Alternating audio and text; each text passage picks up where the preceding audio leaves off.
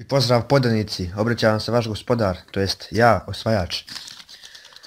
Sad, ko prati moj kanal malo duže, sjetit će se onih top 10 lista sa početka ovog kanala. I tu su bila dva serijala koja nisu imala puno epizoda, to su bili top zakoni, to jest top 10 čudnih zakona koji je imao samo 2 epizode.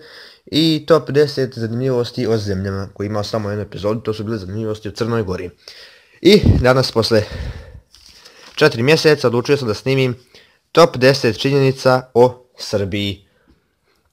Tako da krenimo s videom. A jeste vidjeli? Znam da editujem. A šta je bilo sad? Počeli smo s efektima, ovo ono. A sad da se vratimo na temu. Crkva u Čačku pod najezdom Turaka je čak 10 puta pretvarana u džamiju i opet u crkvu. Hram Svetog Save u Beogradu je najveći srpski hram i jedan od najvećih pravoslavnih hramova na svijetu. Između 3. i 4. vijeka 18 rimskih imperatora rodilo se na teritoriji današnje Srbije. To je petina svih rimskih vladara. Prema podacima iz 2012. godine, 95% malina na svjetskom tržištu dolazi iz ove zemlje, to jest iz Srbije. Kad neko pomene sat, svi prvo pomislimo na švajcarske satove.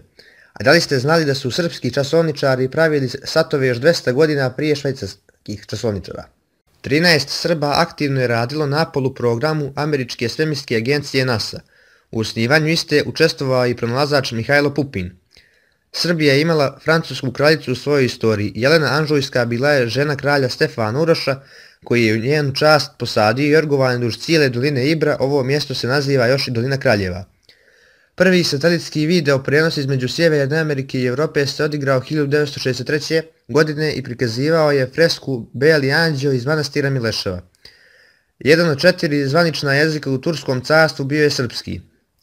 Prva kafana u Evropi otvorena je na Dorčelu još 1522. godine, tamo se služila samo crna kafa, pa se misli da je riječ kafana tako i dobila ime.